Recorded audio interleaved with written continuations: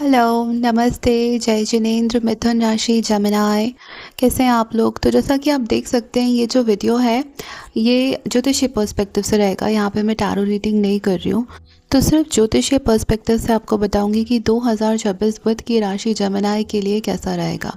तो देखिए, जमिनाई कोई भी बुध की राशि होती है तो वो है ना, उनके साथ एक हमेशा जो उनकी वाणी रहती है वो बहुत ज़्यादा अच्छी रहती है ना। इसके साथ साथ में उनके फाइनेंसेस बहुत ज़्यादा अच्छे रहते हैं और इसके साथ साथ में इनके काम काज करने का तरीका बहुत ज़्यादा अच्छा होता है। तो व्यापार और कामकाज में आपको बहुत ज़्यादा नए मौके मिलेंगे। और जैसे कार्य क्षेत्र हैं जहाँ पे भी आप कार्य करते हैं, आपका बिजनेस हो सकता है या फिर आप नौकरी पेशा हो सकते हैं। तो कार्य क्षेत्र में आप देखेंगे कि आपकी पकड़ और आपका प्रभाव इसको बढ़ने के बहुत ही ज़्यादा अच्छे योग है।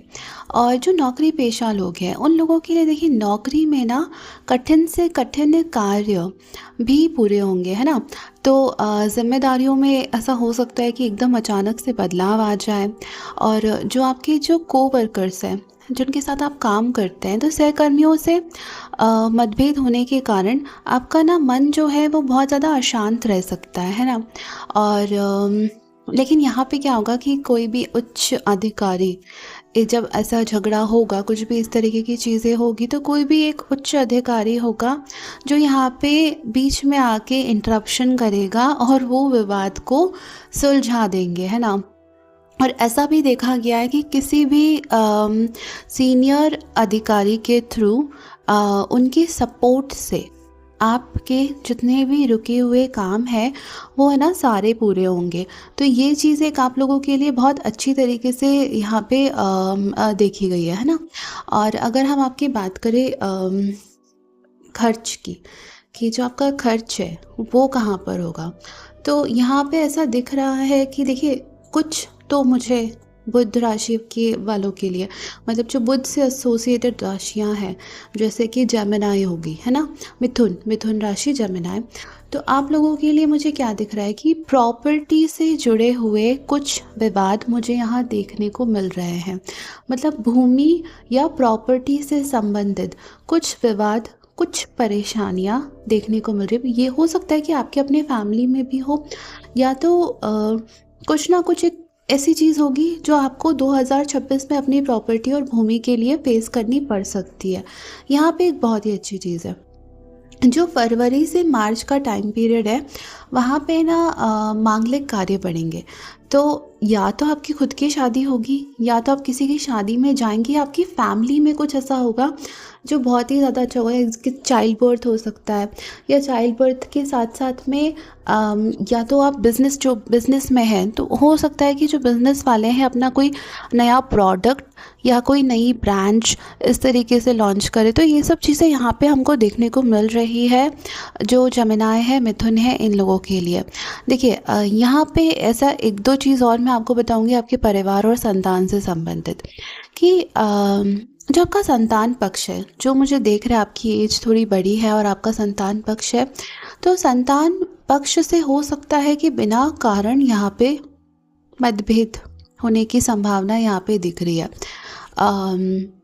या फिर अगर आपकी संतान आपसे दूर रहती है, या तो पढ़ाई के कारण दूर रहती है या तो नौकरी पेशा है वो बाहर रहते हैं, कुछ भी कारण से है, तो उनकी आपको चिंता बनी रहेगी, है ना। या तो मतलब साथ में रहते हैं तो किसी तरीके से मतभेद देखा जाएगा, या तो आपको उनकी चिंता बनी रहेगी अगर वो पढ़ाई की वजह से या फिर नौकरी की वजह से, काम की वजह से वो बाहर रहते, तो उनकी चिंता आपको कॉन्स्टेंटली बनी रहेगी। ये चीज़ यहाँ पे दिख रही है। और एक और, हाँ, जैसे जो टाइम पीरियड है आपका जून से लेके सितंबर तक का, जून से लेके सितंबर तक के टाइम पीरियड में मुझे यहाँ पे बहुत ज़्यादा यात्राएं दिख रही है आप लोगों के लिए। और ये जो यात्राएं हैं केवल अपने देश में, भारत से ही संबंधित नहीं है, भारत के बाहर भी, मतलब देश विदेश की यात्राएं मुझे दिख रही है आप लोगों के लिए, जेमिनाई राशि, मिथुन राशि। और देखिए, जो बुध की राशि होती है, चाहे वो वर्गो हो, कन्या राशि या फिर जेमिनाई मिथुन हो, तो इन लोगों के साथ एक चीज़ देखा गया है, या तो जब बुध का ट्रांजिट होता है या तो जब दशा आती है, महादशा अंतरदशा आती है, ये लोग को बहुत ज़्यादा ट्रैवल करने मिलता है। भले ही से अगर छोटा मोटा ट्रैवल करने मिले, लेकिन ट्रैवल करने का एक जो है, यात्रा करने का जो एक सुख है, ये लोग बहुत ज़्यादा भोगते हैं यहाँ पे, कोई भी अगर बुध की राशि रहती है तो। अच्छा हाँ, हम लोग आपके सामाजिक क्षेत्र की अगर बात करते हैं, तो देखिए सामाजिक क्षेत्र में एक तो जो बुध की राशियाँ रहती है, जैसे जेमिनाई है, मतलब मिथुन राशि है। तो मिथुन राशि क्या करती है ना, सबकी मदद बहुत करती है। ये आप लोगों की लाइफ में होगा, आप लोग बहुत ज़्यादा सेवा भावना आप लोगों में होगी, आप लोग बहुत ज़्यादा मदद करते हैं लोगों की। तो यहाँ पे ऐसा है कि जो आपका जो सेवा भावना है और जो सामाजिक क्षेत्र में आप सबकी मदद करते हैं, ये वाली आदत ना लोगों को बहुत ज़्यादा पसंद है। तो ये बहुत ज़्यादा है ना सराही जाती है ये वाली। और इससे क्या होता है कि लोगों के बीच में ना एक मान सम्मान भी बढ़ता है आप लोगों का। अगर हम बात करते हैं जुलाई से नवंबर तक की, ठीक है, तो यहाँ पे एक चीज़ है, जिनकी फैक्ट्री है और जो कृषि से जुड़े हुए कामों में है, ठीक है, जिनकी फैक्ट्रियाँ है कृषि से जुड़े हुए कामों में है, तो आपको मशीनरी को लेके कुछ दिक्कतें यहाँ देखने मिल सकती है, कुछ परेशानियाँ देखने को मिल सकती है। और मिथुन राशि वालों, एक चीज़ और है कि जो आपकी मातृ पक्ष है, माता का जो पक्ष है, आपका जो ननिहाल है, वहाँ पे मतभेद हो सकते हैं आपके किसी से, वहाँ पे ना मतभेद देखने को मिल रहा है मुझे मिथुन राशि के लिए।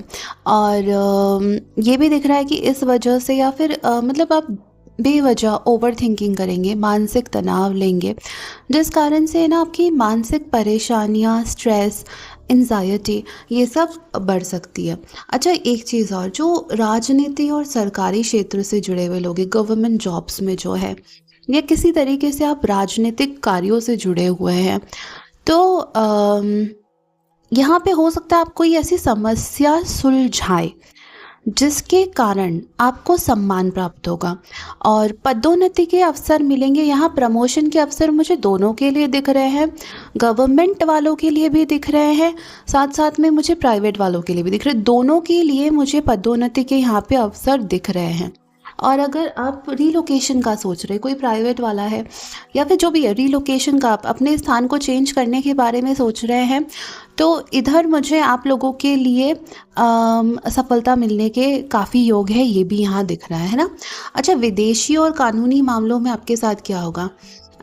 हो सकता है आपका कोई भी विदेश जाने के, तो मैंने बताया योग आपके हैं, विदेश यात्रा के आपके योग हैं।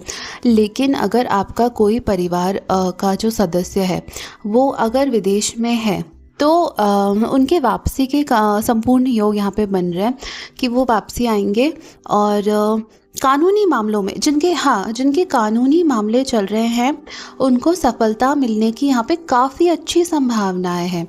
अगर हम आपके स्वास्थ्य की बात करते हैं, तो जो जोड़ों के दर्द रहते हैं, है ना, और अर्थराइटिस रहता है, जिससे घुटनों में जो दर्द रहता है, या फिर ट्रपीजियस का जो प्रॉब्लम रहता है, और बोन्स के यहाँ पे जॉइंट्स के जो प्रॉब्लम रहते हैं, ये सारी चीज़ें ये आपको यहाँ पे परेशान कर सकती है। थोड़ा सा जो नर्व रिलेटेड चीज़ें होती है, जैसे कि यहाँ पे कुछ नर्व्स आपको दिक्कत दे रही है, या जो नर्व रिलेटेड जो चीज़ें होती है, वहाँ पे भी देखा गया है कि कुछ प्रॉब्लम्स आएंगी जो मिथुन राशि वाले हैं। तो यहाँ पे आपको नियमित मेंटेनेंस करना है, जैसे कि घुटनों के दर्द में आप अपने फिजियोथेरेपिस्ट को दिखाएं, या जो भी आपको बोला गया, तेल की मालिश, दवाइयाँ वगैरह, वो सब चीज़ें आपको रेगुलरली मेंटेनेंस पे रखनी होगी। और ये जो भी जमिनाए वाले लोग हैं, उनको ये हमेशा के लिए ध्यान रखना है, ऐसा नहीं कि आज करके छोड़ दिया। ये देखिए आपकी राशि से जुड़ी हुई चीज़ें हैं कि जॉइंट पेन्स जो होते हैं, या जो नसों की जो दिक्कतें होती है, ये काफ़ी देखी गई है बुध में। तो इन चीज़ों में आपको हमेशा ही ध्यान रखना होगा। यहाँ पे हम लोग क्या करते हैं ना, थोड़े से उपाय मैं आपको बताती हूँ।